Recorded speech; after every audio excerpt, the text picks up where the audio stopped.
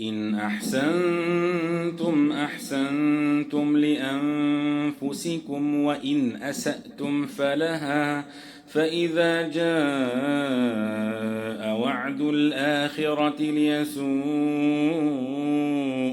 وجوهكم وليدخلوا المسجد كما دخلوه أول